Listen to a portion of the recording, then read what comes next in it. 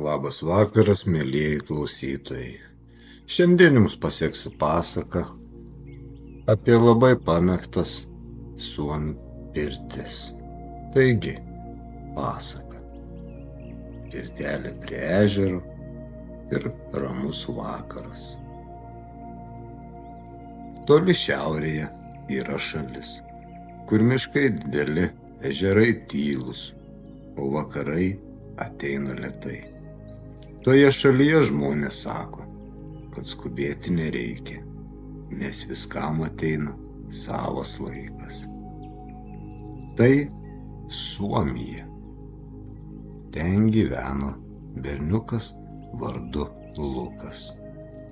Jam patiko vakarai, nes tada viskas nurimdavo. Kartu su juo dažnai būdavo senelis.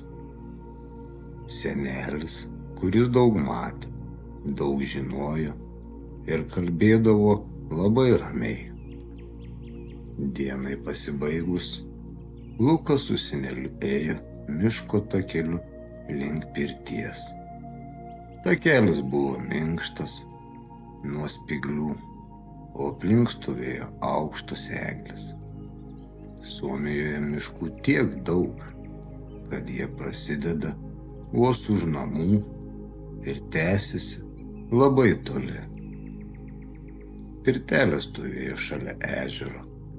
Maža, medinė, paprasta. Tokios pirtis Suomijoje stovi jau labai seniai. Sakoma, kad pirtis čia buvo dar tada, kai žmonės neturėjo didelių namų. Viduje kvepėjo medžiu, krosnyje spragsėjo ugnis, o akmenys buvo šilti. Šiluma pamažu apgaubė ir Luką, nuo kojų iki galvos. Jis sėdėjo tyliai ir klausėsi, kaip pirtis kvėpuoja. Kai ant akmenų buvo užpilamas vanduo, pakildavo šiltas garas. Garas kilo lėtai, minkštai, tarsi šiltas debesis. Suomijoje vaikai nuo mažens žino, kad pirtyje reikia būti ramiems, tada ji tampa draugiška. Kai pasidarydavo labai šilta, Lukas su seneliu trumpam išeidavo į lauką. Miško oras buvo vėsus ir švarus. Suomijoje oras dažnai būna toks tyras, kad atrodo, jog jį galima gerti. Šalia pirties stūksojo ežeras. Ežerų Suomijoje yra labai daug. Tiek daug, kad niekas jų visų nesuskaičiuoja. Vakare ežeras būna lyg veidrodis. Jame atsispindi dangus, mėnulis ir žvaigždės.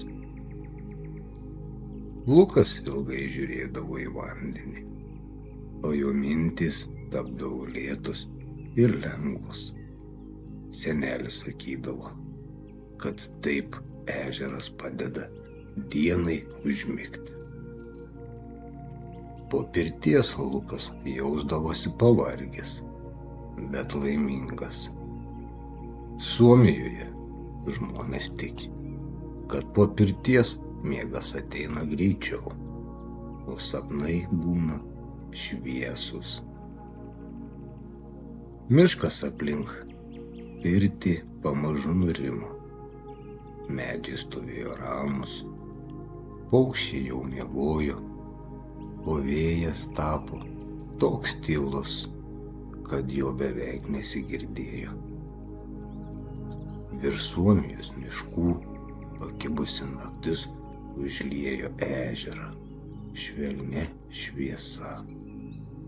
Ji palietė pirtelę, Luką ir viską aplink, palikdama ramų jausmą. su kuriuo lengva užmigti. Todėl Suomijoje pirtis laikoma ypatinga vieta, kur baigėsi diena ir prasideda ramybė. Labanaktis, mažasis klausytojau.